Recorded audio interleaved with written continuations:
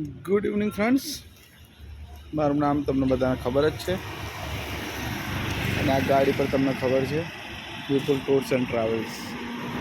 અને આ જે જગ્યા છે અમિતનગર સર્કલની નીચે છે આદેશ શેરડીનો રસ. આદેશ શેરડીનો રસ છે. અહીંયા બધી બેસવાની સુવિધા છે. સામે આવું બધું છે.